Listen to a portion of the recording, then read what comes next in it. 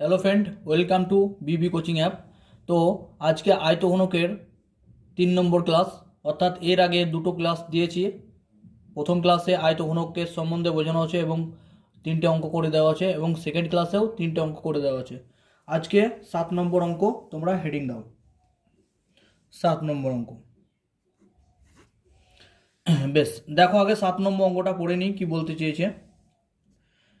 বলে যে একটি ঘনকের ধারগুলির দৈর্ঘ্যের সমষ্টি 60 সেমি হলে ঘনকটির ঘনফল নির্ণয় করি। অর্থাৎ ঘনকটির ঘনফল, ঘনফল মানে কি আয়তন হিসাব করতে হবে। আয়তঘনকের আয়তনের সূত্র কি? দৈর্ঘ্য ইন্টু প্রস্থ ইন্টু উচ্চতা। ওকে, কিন্তু এখানে ঘনকের আয়তন বের করতে বলেছে। এখানে কার আয়তন বের করতে বলেছে? ঘনকের। ঘনকের আয়তনের সূত্র কি?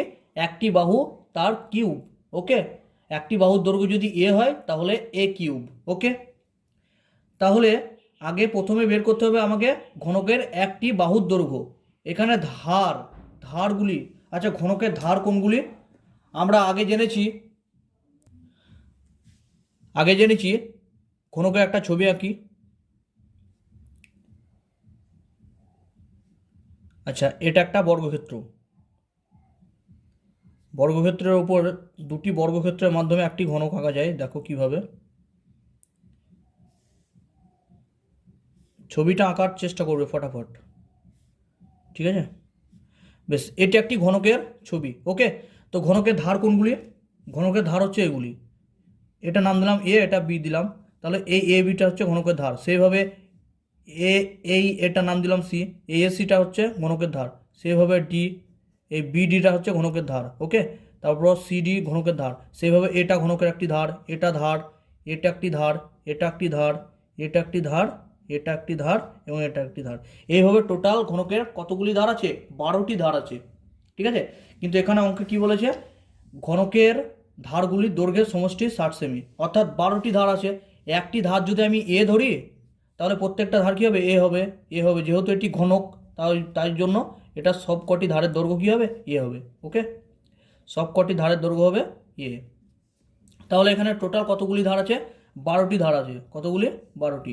তাহলে আমরা লিখতে পারি, এখানে অঙ্কে বলেছে ধারগুলির সমষ্টি কত? 60 সেমি। তাহলে এইভাবে লিখি ধারগুলির সমষ্টি। একটা ধার এ প্লাস এইভাবে কতগুলি ধার আছে? 12টি ধার আছে। তাহলে 12টি ধারের সমষ্টি লিখতে হবে। 1 2 3 4 5 6 7 8 9 10 11 12। ওকে, 12টি ধার আছে। তোমরা পরীক্ষায় এইভাবে লিখবে না, ডাইরেক্ট করে দিতে পারো, ঠিক আছে? তো 12টি ধারের সমষ্টি কত হবে? 12 এ, ঠিক আছে? সত্ত্বে সেটা কত বলে দিয়েছে দেখো, 12 সমান কত বলে দিয়েছে? ধারগুলির সমষ্টি হচ্ছে 60 সেমি। তাহলে 12 সমান কত হবে? 60 হবে। ওকে, তাহলে এ কত হবে? 60/12। আমি এটা ডিটেলসে ভেঙে বুঝিয়ে দিলাম, কিন্তু পরীক্ষায় তোমরা ডাইরেক্ট সত্ত্বে লিখবে। সত্ত্বে 12 সমান 60, ঠিক আছে? এটা লিখবে, ঠিক আছে? এ সমান কত? 60/12, 5 12 60। তাহলে এ সমান কত হবে? এ সমান হবে 5। অতএব ঘনকের লিখবে, ঘনকের একটি বাহুর দৈর্ঘ্য সমান হবে 5 সেমি। ওকে, ক্লিয়ার? আশা করছি ক্লিয়ার হয়েছে। এবার কি চেয়েছে দেখো, বলেছে ঘনকটির ঘনফল হিসাব করে লিখি। ওকে, ঘনফল মানে আয়তন। তাহলে দেখো ঘনকের আয়তনের সূত্র কি? আমরা করেছি বাহু তার কি কিউব। তাহলে এখানে বাহু কত? 5। ওকে, তাহলে 5 তার কিউব মানে কত হবে? 125। ঘনফলের কি? একক কি? ঘন সেমি। ওকে, আয়তনের একক কি? ঘন সেমি। ক্ষেত্রফলের একক কি? বর্গ সেমি। ওকে, এটা একটু মনে রাখবে। বেশ, এবার 7 নম্বর অঙ্কটা শেষ। এবার 8 নম্বর অঙ্ক হেডিং দাও। ওকে, যেটা না বুঝতে পারবে আমাকে বলবে, আমি আরও ক্লিয়ার করে দেবো। ওকে, 8 নম্বরটা দেখো কি বলেছে। যদি একটি ঘনকের 6টি পৃষ্ঠতলের ক্ষেত্রফলের সমষ্টি 216 বর্গ সেমি হয়, তবে ঘনকটির আয়তন কত হিসাব করে লিখি। ওকে, ঘনকটির 6টি পৃষ্ঠতলের ক্ষেত্রফল এখানে বলে দিয়েছে কত, 216 বর্গ সেমি। ওকে, তাহলে আমি একটি পৃষ্ঠতলের ক্ষেত্রফল আগে বের করি। ওকে, এখানে বলে দিয়েছি কি, দেখো দেখতে পাচ্ছ, হ্যাঁ, ঘনকটির 6টি পৃষ্ঠতলের ক্ষেত্রফল কত, সেটা 216 বর্গ সেমি। ওকে, তাহলে তোমরা খেয়াল করে দেখবে, এখানে একটা ঘনকের ছবি আঁকা আছে, আর দ্বিতীয়বার আঁকছি না, দেখে না। তোমরা খেয়াল করে দেখবে একটি ঘনকে কতগুলি তল আছে, একটি ঘনকে 6টি তল আছে। যেমন উপরে একটি তল আছে, এই সাইডে একটি তল 2টো, এইদিকে একটা তল আছে 3টে, নিচে একটা 4টে, ওই সাইডে একটা 5টা, ওইদিকে একটা 6টা তল আছে। ঠিক আছে, এবার একটা জিনিস লক্ষ্য করে দেখো, ঘনকের প্রত্যেকটা তল একটি করে কি বর্গক্ষেত্র, ঘনকের প্রত্যেকটা তল কি একটি করে বর্গক্ষেত্র। তাহলে 6টি বর্গক্ষেত্র আছে ঘনকের, টোটাল 6টি, ঘনকের 6টি তল আছে মানে কি 6টি বর্গক্ষেত্র আছে। তাহলে একটি তলের ক্ষেত্রফল হিসাব করে দেখি, একটি তলের ক্ষেত্রফল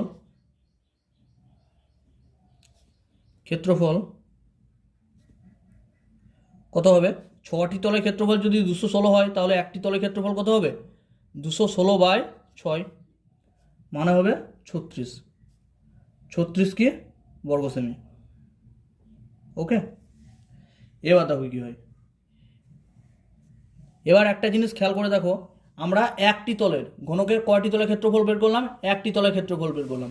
এখানে যে ছবিটা আছে সেই ছবিতে ধরো এই 6টি তল আছে, তো তার মধ্যে আমরা একটি তলের ক্ষেত্রফল ধরলাম, এই তলটার ক্ষেত্রফলটা বের করে নিলাম, এই তলটার। ওকে, তাহলে একটি তলের ক্ষেত্রফল যদি বের করে নিই 36 বর্গ সেমি, তাহলে একটি তল মানে কি, একটি তল মানে হচ্ছে বর্গক্ষেত্র, তাহলে বর্গক্ষেত্রের ক্ষেত্রফল কত, 36 সেমি। তাহলে অতএব ঘনকের এবার বাহুর দৈর্ঘ্য, ঘনকের বাহুর দৈর্ঘ্য কত হবে, সেটা হবে √36, মানে হচ্ছে 6। দেখতে পাচ্ছ না, ঘনকের বাহুর দৈর্ঘ্য কত হবে, √36, মানে হচ্ছে 6 সেমি। ওকে, ক্লিয়ার। আচ্ছা, এখানে 36 বর্গ সেমি থেকে √36 কী করে এলো, তাই তো আমি পাশে দেখিয়ে দিচ্ছি। একটি তলের ক্ষেত্রফল মানে কি 36 বর্গ সেমি, একটি তলের ক্ষেত্রফল 36 বর্গ সেমি। একটি তল হচ্ছে, সেই তলটা কি, তলটা হচ্ছে একটি বর্গক্ষেত্র। বর্গক্ষেত্রের ক্ষেত্রফল কত, বর্গক্ষেত্রে একটি বাহুর দৈর্ঘ্য যদি এ হয়, তাহলে ক্ষেত্রফল কত হবে, a²। ওকে, তাহলে a² সমান কত, 36, তাহলে a সমান কত হবে, √36। এটা কি, এটা যেমনি একটি বর্গক্ষেত্রে বাহুর দৈর্ঘ্য এখানে ধরে নিয়েছি, সেই একইভাবে ঘনকটির বাহুর দৈর্ঘ্য। ওকে, ঘনকটিরও বাহুর দৈর্ঘ্য সেই একইভাবে 6 সেমি। ওকে, তাহলে ঘনকের বাহুর দৈর্ঘ্য কত, 6 সেমি। এখানে কি বের করতে দিয়েছে, দেখো অঙ্কতে কি বের করতে দিয়েছে, তবে ঘনকটির আয়তন কত হিসাব করে লিখি। ওকে, তাহলে ঘনকের বাহুর দৈর্ঘ্য পেয়ে গেলাম 6 সেমি, তাহলে ঘনকটির আয়তন কত হবে, ঘনকটির আয়তন সমান কত হবে, আয়তনের সূত্র কি, বাহু তার কিউব, তার মানে কত হবে, এখানে দেখতে পাচ্ছ, হ্যাঁ, 6 তার কিউব, মানে কত, 216 ঘন সেমি। আয়তনের একক কি, ঘন সেমি। ক্ষেত্রফলের একক কি হয়, বর্গ সেমি। ওকে, ক্লিয়ার হলো। তোমরা অঙ্কগুলো ভালো করে টুকে নাও এবং যত্ন সহকারে প্র্যাকটিস করবে, বারবার প্র্যাকটিসের মাধ্যমে অঙ্ককে রপ্ত করা যায়। তাছাড়া আমি খুব সহজভাবে বুঝিয়ে দিচ্ছি। ওকে, বেশ, এবার পরের অঙ্কটা দেখো কি বলেছে, 9 নম্বরেরটা, তাই তো, হ্যাঁ দেখো 9 নম্বরটা বলেছে, একটি সমকোণী চৌপলের আয়তন কত, 432 ঘন সেমি। একটি সমকোণী চৌপলের আয়তন হচ্ছে 432 ঘন সেমি। ওকে, দেখো আয়তনের একক মানে ঘন সেমি। তাকে সমান আয়তন বিশিষ্টি দুটি ঘনকে পরিণত করা হলো। একটি সমকোণী চৌপলকে কেটে সমান আয়তন বিশিষ্টি দুটি ঘনকে পরিণত করা হলো। প্রতিটি ঘনকের প্রত্যেক ধারের দৈর্ঘ্য কত হিসাব করে দেখি। ওকে, প্রত্যেকটা ধারের দৈর্ঘ্য অর্থাৎ প্রতিটি ঘনকের প্রত্যেকটা বাহুর দৈর্ঘ্য কত তাই চেয়েছে তোমাকে। ওকে, তো দেখা যাক। প্রথমে লেখো 9 নম্বর হেডিং দাও, লেখো সমকোণী চৌপলের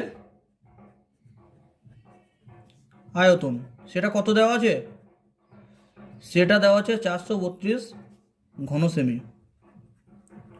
আচ্ছা, এই সমকোণী চৌপলটিকে কেটে দুটি ঘনকে পরিণত করা হলো, ঠিক আছে? তো দুটি ঘনকে যদি পরিণত করা হয় তাহলে দুটি ঘনকের আয়তন কি হবে? এর অর্ধেক অর্ধেক হবে। ওকে, একটি সমকোণী চৌপলকে যদি কাটা হয় এবং দুটি ঘনকে পরিণত করা হয় তাহলে আয়তনটা কি হবে? বড় সমকোণী চৌপলের অর্ধেক হবে প্রতিটি ঘনকের আয়তন। অর্থাৎ দেখো, প্রতিটি ঘনকের আয়তন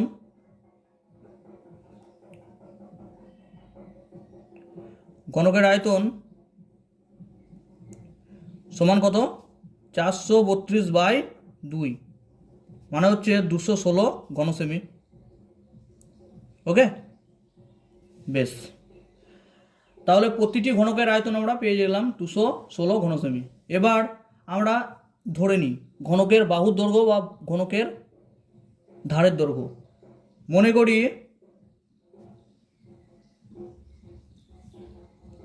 প্রতিটি ধারের দৈর্ঘ্য বা বাহুর দৈর্ঘ্য কত হবে? প্রত্যেকটা ঘনকের প্রতিটি ধারের দৈর্ঘ্য বা বাহুর দৈর্ঘ্য কত হবে সেটা ধরে নিলাম এ সেমি। ওকে,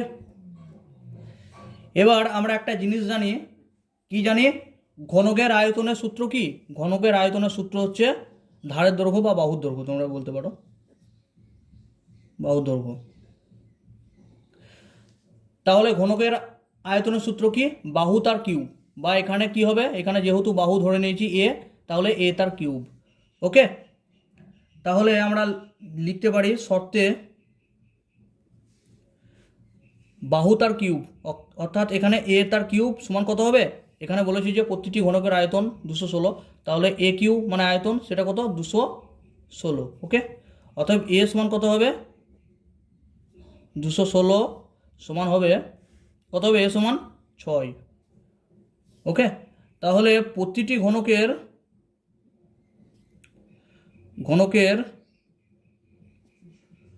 প্রতিটি ধার বা বাহুর দৈর্ঘ্য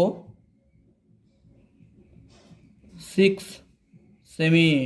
ওকে, আচ্ছা, কি বের করতে দিয়েছে দেখো তো।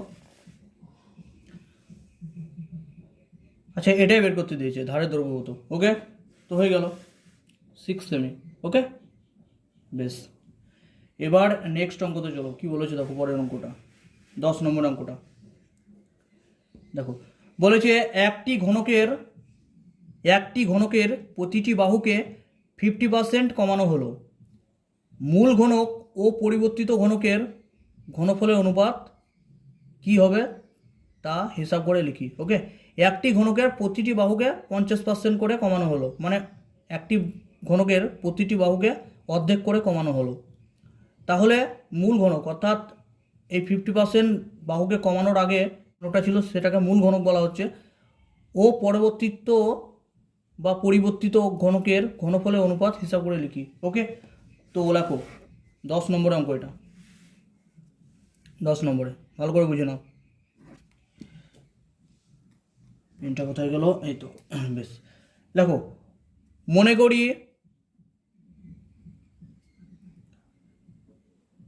করি ঘনকের বাহুর দৈর্ঘ্য এটা এ সেমি দিই, আমি সাধারণত এই ধরি সব বাহুর দৈর্ঘ্যগুলোকে, তোমরা এক্সও ধরতে পারো, কেউ কেউ এম এন যা কিছু ধরতে পারো। ওকে, অতএব ঘনকের আয়তন, এটা কিন্তু মূল ঘনক, ঠিক আছে? ঘনকের আয়তন, আচ্ছা লিখে নিই, মূল ঘনকের আয়তন কত? আচ্ছা, বাহু তার কিউ হবে, আয়তনের সূত্র কি? বাহু তার কিউ মানে হচ্ছে এ কিউ। আয়তনের একক কি? ঘন সেমি। ওকে, এককগুলো ভালো করে ফলো করবে পরীক্ষার সময়। ওকে, এখন দেখো, এখন মূল ঘনকের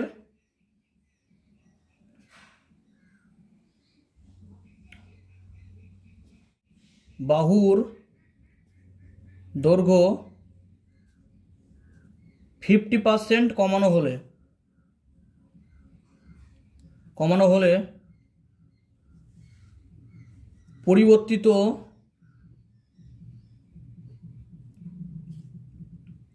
যে ঘনক তৈরি হবে তার বাহুর দৈর্ঘ্য সেটা কত হবে? সেটা হবে a মাইনাস a ইন্টু, অর্থাৎ এটা ছিল কি মূল ঘনকের বাহুর দৈর্ঘ্য, সেটাকে কত পার্সেন্ট কমানো হবে? সেটাকে a ইন্টু সেটার কত পার্সেন্ট কমানো হবে? 50%, মানে 50/100, ওকে, সমান হবে a/2, অর্থাৎ অর্ধেক কমানো হবে। আমি বললাম যে অর্ধেক, 50% মানে কি অর্ধেক। তাহলে মূল ঘনকের বাহুর দৈর্ঘ্য যদি a হয়, তাহলে পরবর্তীত যে ঘনকটা তৈরি হবে তার বাহুর দৈর্ঘ্য হবে a/2, ওকে। তাহলে পরিবর্তিত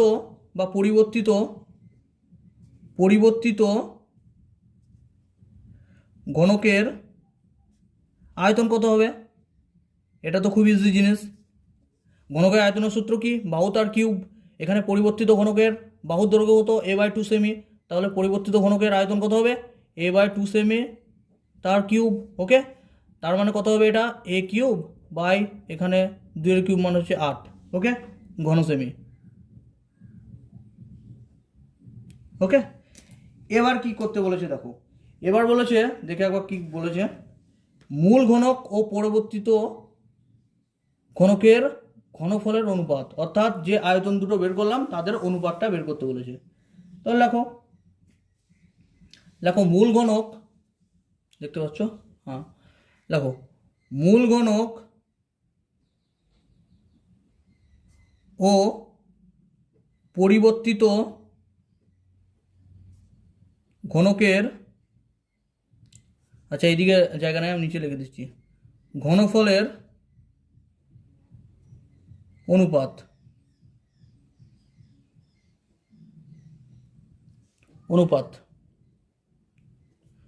সমান কত হবে? মূল ঘনকের আয়তন কত ছিল? a cube, okay, is to পরবর্তীত ঘনকের আয়তন কত? a cube by 8। তার মানে কত হবে? a কিউব কেটে গেল, 1:1/8, মানে হবে এখানে 8 দিয়ে গুণ করো উপরে, তাহলে এখানে 8 থেকে 8 ইস টু এখানে 8 দিয়ে গুণ করো, 8 কেটে যাবে 1, ওকে। তাহলে মূল ঘনক ও পরিবর্তিত ঘনকের আয়তনের অনুপাত হবে 8:1, ওকে। টুকে নাও ভালো করে, আশা করছি ক্লিয়ার হয়ে গেছে সবার। বেশ, এবার নেক্সট অঙ্কতে যাওয়া যাক।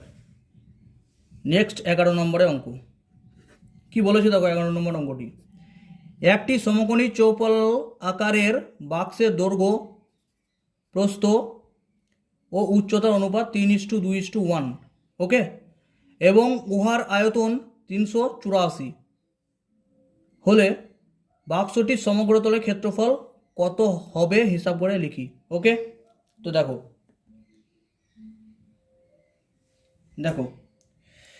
তো এখানে বাক্সটি একটি সমকোণী চৌফল, ওকে, তার দৈর্ঘ্য বলা আছে, প্রস্থ বলা আছে, উচ্চতা বলা আছে, সেটার অনুপাত কত? 3:2:1, ওকে। তাহলে লেখো, মনে করি, দেখতে পাচ্ছ, হ্যাঁ, মনে করি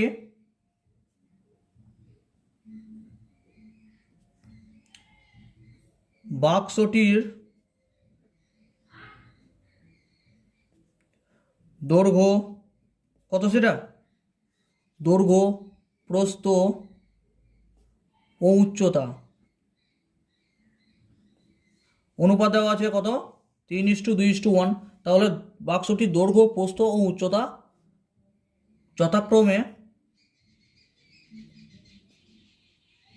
কত হবে? 3a হবে, 2a হবে প্রস্থ, উচ্চতা কত হবে? a×1 মানে a হবে, ওকে। তাহলে বাক্সটির দৈর্ঘ্য, প্রস্থ ও উচ্চতা যথাক্রমে 3a, 2a O a semi, ওকে, প্রত্যেকটার একক হচ্ছে সেমি, ধরে নিলাম। এবার বলেছে বাক্সটির আয়তন কত? 384 ঘন সেমি। আচ্ছা, সমকোণী চৌপলের আয়তন কত?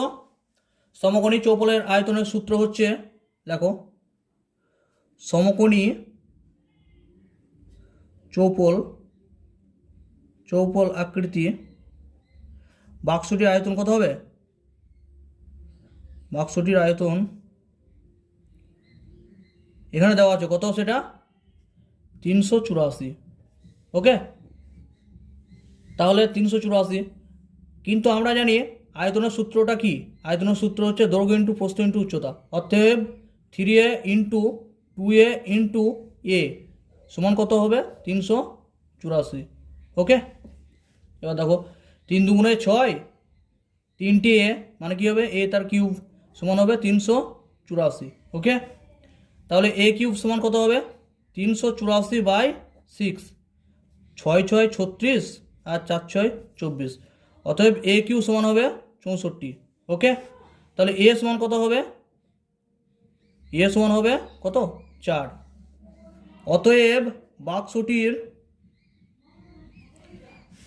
বাক্সটির দৈর্ঘ্য সমান কত? 3a মানে হবে 3 × 4 সমান হবে 12 সেমি। ওকে, বাক্সটির প্রস্থ কত?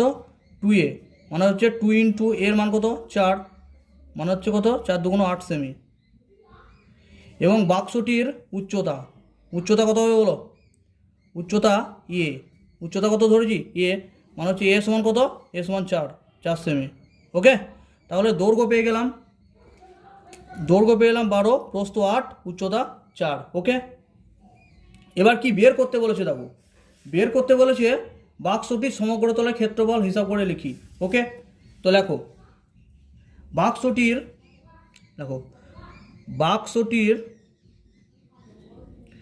সমগ্রতলের ক্ষেত্রফল।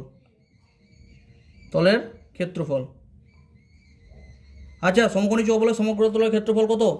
সমান, সূত্রটা আরও লিখে দিচ্ছি, 2 × দৈর্ঘ্য ইন্টু প্রস্থ প্লাস প্রস্থ ইন্টু উচ্চতা প্লাস উচ্চতা ইন্টু দৈর্ঘ্য।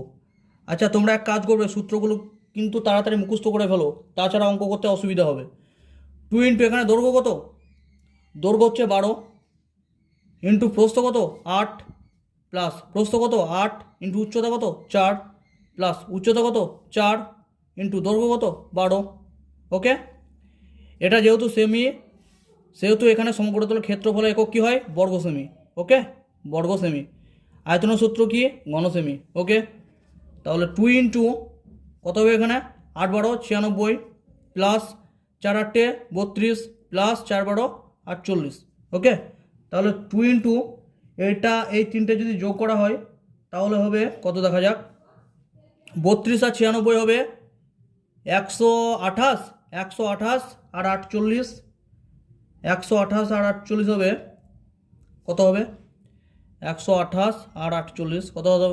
8 8 16, 1 8 গেলো, 4 2 6 1 7, 176 মানে হবে এটা 176 দুগুণ 352 বর্গ সেমি। ওকে, তোমরা ভালো করে প্রথম থেকে আরেকবার দেখে নাও, অঙ্কটা খুব ইম্পর্টেন্ট, এটা এক্সামের জন্য খুব ইম্পর্টেন্ট, প্র্যাকটিস করবে 2-3 বার। ওকে, তো ফ্রেন্ড আজকে এতটা পর্যন্ত থাক, নেক্সট ক্লাসে আমি বাকিগুলো করব। ওকে, তো তোমরা যে অঙ্কগুলো আছে দেখছো এখানে, যেমন 12 13 14 15 16 17 18 19 20 21 22 23, এই অঙ্কগুলো সাধারণত পরীক্ষায় আসে না, বাট তোমরা বাড়িতে যদি করতে পারো ভালো, যদি না করতে পারো তাহলে আমি তো করে দেবো। আর চাইলে তুমি এই অঙ্কগুলো অ্যাভয়েড করতেও পারো, কেননা প্রথম যে 11টা অঙ্ক করালাম এখান থেকেই সাধারণত পরীক্ষায় বেশিরভাগ কোয়েশ্চেন সেট হয়। এবার বাকি যে অঙ্কগুলো আসে 12 থেকে 23 পর্যন্ত, এগুলো পরীক্ষায় দেয় না সাধারণত, কিন্তু তুমি চাইলে করতে পারো। ওকে, আর আমাকে একবার বলবে এগুলো করতে হবে কি না, আর যদি বলো যে এগুলো করতে হবে না ফালতু, তাহলে আমি নেক্সট অঙ্কে চলে যাব। আর যদি বলো করতে হবে, তাহলে আমি তো প্রত্যেকটা অঙ্ক ধরে ধরে ভালো করে ডিটেলসে বুঝিয়ে দেবো। ওকে, তাহলে তোমাদের একটা কমেন্ট চাই, এই অঙ্কগুলো করার আগে তোমাদের একটা কমেন্ট চাই। বেশ, ঠিক আছে, চলো আমি করিয়ে দেবো সব। ওকে, তো বন্ধুরা অঙ্কগুলো যেগুলো করাচ্ছি ওগুলো ভালো করে প্র্যাকটিস করো, এবং বারে বারে প্র্যাকটিসের মাধ্যমে অঙ্কগুলো হয়, অঙ্কগুলো যে প্রথম দিনই একদম মাস্টারমশাই অঙ্ক করে দিল মানে করতে পারবো এরকম কিছু না। তোমরা প্র্যাকটিস করো, আর বুঝতে যদি না পারো ভিডিওটিকে বারে বারে রিপিটেশন করে দেখার চেষ্টা করো। ওকে, তো ধন্যবাদ বন্ধুরা।